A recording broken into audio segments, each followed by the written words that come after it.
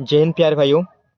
आपके एनईआर का ये सेट नंबर 11 है, तो हम लोग चलते हैं उसको शुरू करते हैं। पहला प्रश्न आपका है, यदि एक आयताकार खेत की लंबाई व चौड़ाई क्रमशः 80 मीटर 60 मीटर हो तथा उसके अंदर किनारे की ओर 3 मीटर चौड़ा रास्ता बनाया गया, तो रास्ते का क्षेत्रफल क्या होगा। जैसे मान लीजिए आपका ग्राउंड है, आपकी ग्राउंड का चार कोण में है। यहाँ से लेकर यहाँ तक की लंबाई उसकी कितनी है, 80। यहाँ से लेकर यहाँ तक की क्या कहते हैं, ग्राउंड की चौड़ाई कितनी है, 60। और इसके अंदर जो आपका ट्रैक है जिस पर आप भागते हैं वो 3 मीटर क्या है, आपका चौड़ा है। तो दोस्त उसी का क्षेत्रफल निकालना है आपके ग्राउंड का ही। तो इसका क्षेत्रफल क्या होता है, अंदर बने रास्तों का क्षेत्रफल होता है 2 × x, अगर उसकी लंबाई l हो, चौड़ाई को भी मान लें, और माइनस कितना हो जाता है, माइनस आपका होता है 2 × x होता है। ठीक है, तो इसी पर रख कर आप सॉल्व कर लीजिए। देखिए यहाँ से रख लीजिए 2, ठीक है, 2, और रास्ता कितना चौड़ा है, 3 मीटर। लंबाई कितना दिया हुआ है, 80 मीटर। और चौड़ाई कितना है, 60 मीटर। कितना चौड़ा रास्ता आपका बनाना है, तो 6। तो 2 × यहाँ से 3 कितना आ जाएगा आपका, 6। ठीक है, तो यहाँ से 2 3 6, इसका गुणा कर दीजिए तो आपका आ जाएगा, जोड़ दीजिए, पहले जोड़ लीजिए, 140 माइनस 6। तो यहाँ से क्या हो जाएगा आपका, यहाँ से देखिए दिख रहा होगा आपको 6, और यहाँ से 134। ठीक है, तो 134 का गुणा कर दीजिए आप, तो गुणा करके आप लिख देंगे कितना आ जाएगा, 804 सेंटीमीटर, सॉरी मीटर में था ना, तो क्या हो जाएगा, मीटर स्क्वायर हो जाएगा। ठीक है, तो इसी प्रकार आप अगले प्रश्न को देखते हैं। चलिए अगले प्रश्न की ओर मूव करते हैं। देखिए अगला प्रश्न आपको लिखा हुआ है कि यदि a-b संबंधी a+b बराबर 1/5, तो a² माइनस b² संबंधी a² + b² मान ज्ञात कीजिए। देखिए दोस्त कैसे लगा लेंगे आप, बहुत ही आराम से। देखिए यहाँ से लिखा हुआ है, आपका दिख पा रहे होंगे आप, a-b, और इसके बटे लिख दीजिए a+b बराबर कितना, 1/5। मैंने आप लोगों को बता रखा है कि अगर कोई संख्या प्लस में दे और माइनस में दो, तो जो घटती है वो छोटी संख्या, और जो जुड़ती है वो कितनी होती है, बड़ी संख्या। तो बड़ी संख्या निकालने के लिए आपको मैंने बताया है कि दोनों को जोड़कर 2 से भाग। तो देखिए 5 और 1 6, 6 का आधा कितना हो जाएगा, 3, यानी बड़ी संख्या आपकी 3 होगी। छोटी संख्या कैसे निकालते हैं, छोटी संख्या भी होती है, तो छोटी संख्या निकालते हैं घटाकर 2 से भाग। तो देखिए 5 में से 1 घटाएंगे कितना आएगा, 4। 4 का आधा कितना लिखेंगे, 4 का आधा 2 लिखेंगे। ठीक है, यानी पहली संख्या आपकी हो गई 3, दूसरी संख्या कितनी हो गई आपकी, 2 हो गई। तो इसमें रख दीजिए, तो यहाँ से कर दीजिए 3 का स्क्वायर कर दीजिए, तो 3 का स्क्वायर कर दीजिए। यहाँ पे देखिए 3 का स्क्वायर माइनस 2 का स्क्वायर, और क्या हो जाएगा, 3 स्क्वायर प्लस 2 का स्क्वायर, यानी यहाँ से कितना हो जाएगा, 9 माइनस 4, और यहाँ से क्या हो जाएगा आपका, 9 प्लस 4 हो जाएगा। ठीक है, तो यहाँ से कितना हो जाएगा आपका, 5 संबंधी 13। यही आपका क्या हो जाएगा मित्र, प्यारे मित्र, आपका यही आंसर हो जाएगा। ठीक है, उम्मीद करते हैं आप समझ पा रहे होंगे। अगर नहीं समझ पाते हैं आप लोग, तो एक बार वीडियो को पीछे करके फिर से समझने की कोशिश करेंगे, नहीं तो क्लास में आप पूछ लेंगे। ठीक है, चलते हैं अगले प्रश्न की ओर। अगला प्रश्न आपका क्या लिखा हुआ है, देखिए कि घन का आयतन क्या होगा यदि उसकी एक भुजा XM हो। देखिए दोस्त, घन का आयतन, ठीक है, घन का आयतन, घन का आयतन क्या होता है, यदि कोई आपका घन हो और उसकी एक भुजा A हो। ठीक है, आपकी कोई घन हो और उसकी एक भुजा कितनी हो, A हो, तो उसका आयतन होता है A³ क्या होता है, A³। और यहाँ पे जो आपका घन है उसकी भुजा क्या दे रखा है उसने, XM दे रखा है। क्या दे रखा है, XM दे रखा है। तो यहाँ पे रख दीजिए XM का क्या कर देंगे आप, क्यूब कर देंगे। तो यहाँ से क्या हो जाएगा, x का क्यूब और m का क्यूब, आपका दोस्त क्या हो जाएगा, यही प्यारे मित्र आपका आंसर हो जाएगा। ठीक है, तो चलते हैं अगले प्रश्न की ओर। देखिए दोस्त, अगला आपका दिया है भिन्नों का जोड़ दिया हुआ है। तो इसको देखिए, सबसे पहले जो आपका हर एक समान है उसको एक पास कर लाते हैं। तो देखिए 6/11 प्लस इसको लिख लीजिए 9/11।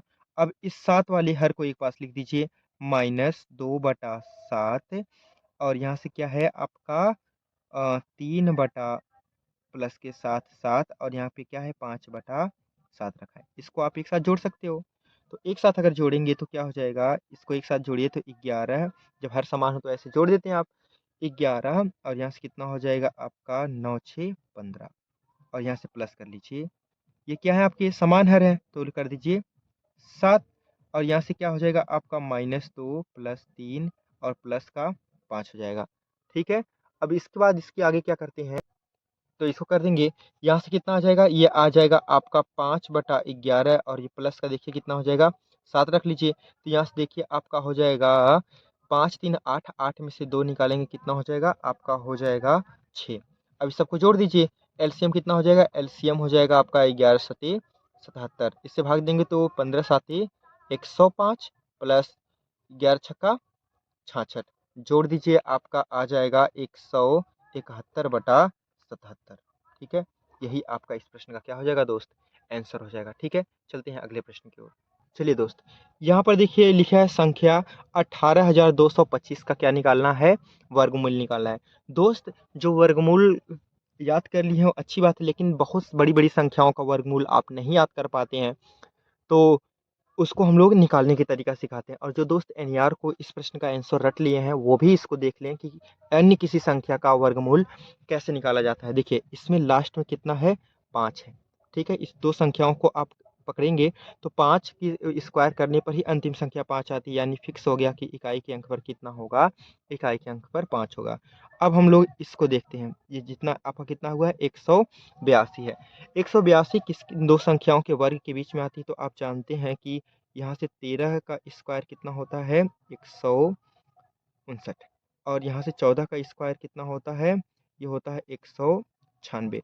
तो अब ये 182 में पहली वाली संख्या यहाँ पर रख देते हैं, कितना रख देते हैं, इसमें रख देते हैं, यानी या तो ये 113। ठीक है, तो ये किस किस वर्ग के पास है, इसके वर्ग के पास है, यानी ये किसका आंसर हो जाएगा आपका 135। ठीक है, तो इसका वर्ग कितना हो जाएगा आपका 135। ठीक है, चलिए अगले प्रश्न की ओर बढ़ते हैं। अगला प्रश्न आपका कितना लिखा है कि संख्या 40 96 किस संख्या का घनमूल होता है। आप जानते हैं कि 16 का घनमूल ही कितना होता है 40 96 होता है। तो आपको 1 से लेकर 20 तक का घनमूल तो याद ही होना चाहिए और 1 से लेकर 30 तक की संख्याओं का वर्गमूल एकदम जुबान पर होना चाहिए। ठीक है दोस्तों, चलिए अगला प्रश्न लिखा हुआ है कि एक दुकानदार 20 किलो चीनी को 300 रुपये में खरीद कर 8% के लाभ पर बेच रहा है। तो देखो दोस्तों, इसमें इस किलो का चीनी का कोई रोल ही नहीं है। ठीक है, इसको हटा देते हैं। आपने कहा कि कितने में चीनी खरीदा है, 300 का खरीदा है और 8% के लाभ पर बेचना है। दोस्तों लाभ हमेशा किस पर होता है, क्रय मूल्य पर ही होता है। तो आप देखिए चीनी को उसने खरीदा हुआ है 300 में और 300 का ही उसको चाहिए 8% का लाभ, 2 जीरो से 2 जीरो कट, ये 8 त्रिक 24, यानी 24 रुपए का उसको क्या चाहिए, लाभ चाहिए। तो चीनी कितने में बेचेगा, 300 का वह खरीदा था, 24 रुपया और जोड़ दीजिए, यानी 324 रुपए की वो चीनी को क्या करेगा, 324 रुपए की चीनी को वह बेच देगा। बात समझ में आ गई दोस्तों। चलिए अगला प्रश्न लिखा हुआ है कि 10x माइनस 4x² में से इसको घटाइए। दोस्तों देखो आप लोगों को तो सिंपल सिंपल घटाना आता है, लेकिन कभी कभी ऐसा घटाना दे देता है तो आप फंसने लगते हो। फंसना नहीं मित्र, अभी देखो ये देखो 10x माइनस 4x² ऐसे लिख लो। इसमें से किसको घटाना है, घटाना ऐसे लिख लो, किसको घटाना है, x² माइनस 2x को, इसको क्या कर देना है, घटा देना है। अब देखो यहाँ से क्या हो जाएगा 10x माइनस 4x² माइनस करो, ये हो जाएगा 8x² और माइनस का अंदर गुणा करेंगे, यहाँ माइनस का क्या हो जाएगा प्लस, ये हो जाएगा आपका 2x। तो देखिए दो घात वालों को एक पास कर लीजिए और एक घात वाले को एक पास कर लीजिए, तो यहाँ से क्या हो जाएगा देखिए 10, यहाँ 10 और 2 कितना हो जाएगा 12x और यहाँ से देखो 8 और 4 कितना हो जाएगा, माइनस का है तो -12x²। यही आपका क्या हो जाएगा मित्र, इस प्रश्न का आंसर हो जाएगा। ठीक है, चलिए बहुत अच्छे दोस्त, अगर जिस प्रश्न को आप नहीं समझ पाते हैं तो उसको तुरंत आप पूछ लीजिएगा। ठीक है, लिखा है कि साधारण ब्याज 6% की दर से 2 साल में 50,000 रुपए का चक्रवृद्धि ब्याज ज्ञात कीजिए। मित्रों बहुत ही आसान प्रश्न होता है ऐसा। देखिए आप जानते हैं कि एक वर्ष में जो उसको ब्याज मिल रहा है 6%, ठीक है, कितना मिल रहा है 6% का उसको मिल रहा है ब्याज। ठीक, अब देखो पहले वर्ष का ये हो गया, दूसरे वर्ष का ब्याज ये हो गया। अब ब्याज पर ब्याज कितना रहता है, चक्रवृद्धि ब्याज, यानी इस वाले ब्याज का भी 6% आपको निकालना है। तो 6 का 6% कितना होता है 0.36 होता है। 6 36, 2 अंक पे दशमलव लगा दीजिए, यानी कुल ब्याज कितना हो गया 6 6 12 और 12.36 ऐसे जोड़ देंगे। पहला 6 और इसका भी 6% यानी 0.36, टोटल कितना हो गया 12.36। ठीक है, तो 12.36 किसका निकालना है, आपको निकालना है 5000 का। तो निकाल दीजिए मित्र, 5000 का 12.36 बटा कितना 100, 2 जीरो से 2 जीरो कट गया। 5 का गुणा कर दीजिए इसमें, 5 का गुणा करेंगे 5 छक्का 30 के शून्य, 5 तिया 15, 3 18, 5 दूनी के 10 और 1 11, 5 का नम 5 और 1 6। तो देखिए यहाँ पे एक अंक पर आपका जीरो, यहाँ पे जीरो लगा दीजिए। तो कितने अंक पर दशमलव लगेगा, दशमलव आपका लगेगा 2 अंकों पर। तो मित्र आपका आंसर क्या हो जाएगा, आपका आंसर हो जाएगा 618 रुपया। ठीक है, देखिए यहाँ शायद नहीं दिख रहा होगा, तो यहाँ से 5000 का कितना निकाल देंगे 12.36% निकाल देंगे, तो ये आंसर रहेगा। ठीक है, मैं कैमरे को नहीं देख पाया तो नीचे हो गया, तो इसको मैनेज करेंगे, उसके लिए सॉरी, आगे से ध्यान रखूंगा। दोस्तों अकेले सब कुछ करना पड़ता है, सेटअप अकेले करना है, सब रिकॉर्ड अकेले करना है, तो इसलिए अगर कुछ होता है तो आप लोग उसमें बता सकते हैं। ठीक है, तो हम उसको अगले वीडियो में सुधारने की कोशिश करेंगे। बाकी समझा पा रहे हैं कि नहीं वो आप लोग बताएंगे। चलिए अगला प्रश्न देखते हैं। चलिए दोस्तों शुरू करते हैं फिर से एक बार। अभी हमारे एक बहुत ही प्रिय दोस्त हैं, कह सकते हैं मित्र हैं, संदीप एकेडमी से कॉल कर दिए थे, तो वीडियो कट गया है, दोबारा शुरू करते हैं। तो देखो आपने कहा कि a के पावर 8 बटा a के पावर 7 का मान ज्ञात कीजिए। आप जानते हैं कि यदि आपको पढ़ाए थे कि a का पावर m बटा a के पावर n, अगर आपको ऐसा दिया है तो ये क्या होता है, ये हो जाता है a के पावर m माइनस n हो जाता है। ये फार्मूला मैंने आपको बताया था जब घातांक और कड़ी पढ़ा रहा था, नहीं अगर बताया था वहाँ पे तो यहाँ सीख लो। तो ये इसी प्रकार इसको कर दीजिए a के पावर 8 माइनस 7, क्या हो जाएगा a के पावर 1 हो जाएगा। a का पावर 1 का मान ही क्या होता है 1 होता है, तो ये आपका क्या हो जाएगा आंसर हो जाएगा। ठीक है दोस्तों, चलिए अगला प्रश्न आप देख रहे हैं कि यदि 182 को 3 5 4 1 के अनुपात में 4 भागों में विभक्त किया जाए तो न्यूनतम भाग कितना होगा। दोस्तों सबसे पहले देखिए किसको बांटना है, 182 को बांटना है कितने के अनुपात में, 3 संबंधी 5 संबंधी 4 संबंधी 1, जोड़ दीजिए सबको, तो कितना हो जाएगा 3 5 8 12 और 1 13 हो जाएगा। ठीक है, तो टोटल इसका योग कितना हो गया 13, 13 को ही कितना कहा हुआ है 182 कहा हुआ है। ठीक है, तो 13 को कहा 182, काट दीजिए, तो 13 एक नम 13। ठीक है, देखो 13 से काटेंगे तो 13 एक नम 13, बच गया 5, 13 चौके 52, एक बराबर कितना आ जाएगा दोस्त, तो एक आपने कहा नहीं, एक नहीं न्यूनतम संख्या, न्यूनतम संख्या इसकी एक, न्यूनतम भाग एक है, तो एक बराबर ही कितना हो जाएगा आपका, एक बराबर 14 है, यानी सबसे छोटा भाग कितना है आपका मित्र 14 है।